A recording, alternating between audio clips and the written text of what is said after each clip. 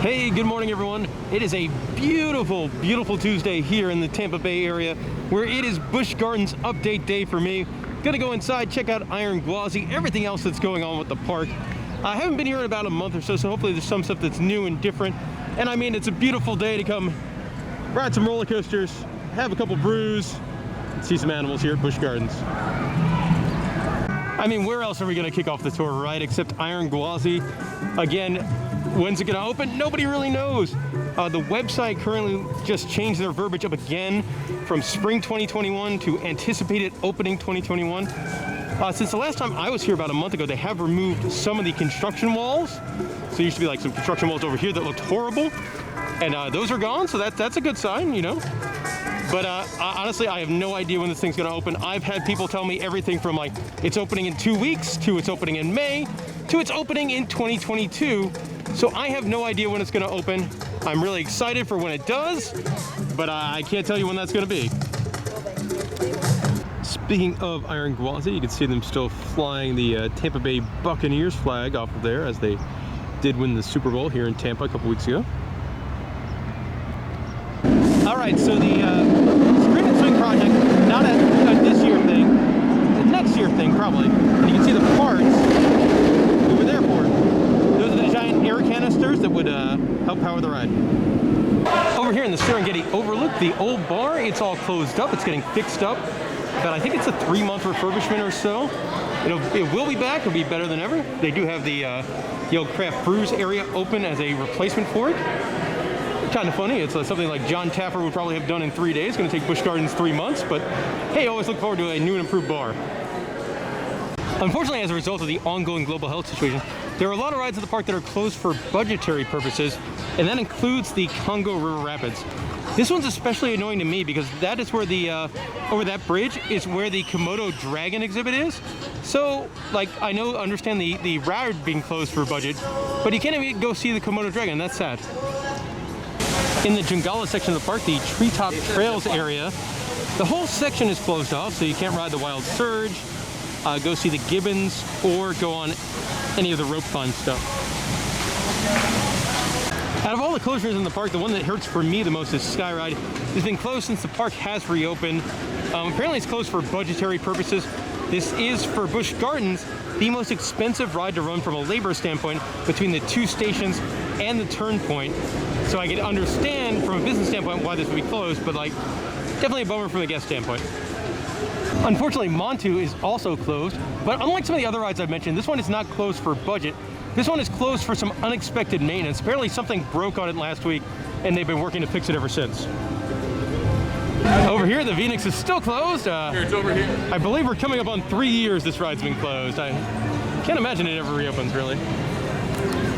So let's talk shows for just a minute. Right now, Busch Gardens is running no shows except for the ones that are in Sesame Street. So there's no ice show. The pet show is rumored to be gone forever. There's also nothing in the Dragonfire Grill or the show theater over by SheiKra. You know, I imagine as things get better when it comes to the ongoing global health situation, the shows will probably come back then. So if you're like me and you have the Busch Gardens Platinum Pass, one thing that's new for this year, the Platinum re-rides are gone. Instead, every time you go to the park, you get a one-time quick queue. Unfortunately, as you can read down there, it's not good for Icebreaker or Iron Gwazi. And unfortunately, it's not in the kiosks yet, so you have to come and wait in line here at Adventure Outpost to go and get your one-time use quick queue. Over here at the bumper cars, after a while, they did get their sign back. In the signs of true quality, they have replaced the wait time screen with a board telling you to book animal encounters. The park's big special event going on right now is the Food and Wine Festival going on weekends. It's going to run through March and April, and it's going to have concerts in March and April, not in February. The lineup hasn't been announced yet, but normally these food festivals are a really fun time, so I do recommend them. So if you happen to be watching this video as soon as it goes up, February is Busch Bucks month. So you swing by one of the kiosks if you have an annual pass, and you get to use, you get $10 in free Busch Bucks to use wherever you want. I'll probably get a beer with it. But again, it's only through the end of February, so you gotta be watching this video pretty quick. So something Busch Gardens did last year that they are not doing this year is the all-season dining plan. If you're like me and you had it in 2020, it is good till March 29th. Some new merchandise over here, as a lot of theme parks tend to do the year merchandise. Personally, I'm not the biggest fan of merchandise like this. I don't think I've ever really bought one. The mug is kind of neat. It's cool if you want a giant coffee mug. So we got a snow globe. Some animals on it there. But yeah, some of the 2021 stuff. Not my thing, but I guess the picture frame kind of makes sense. So if you are a big coaster dork like me, they've got some really cool new merchandise here for you. They're wooden coaster dynamics kits. They've got one here for cheetah hunt, and head up real slow, and they've got one there for Sheikra.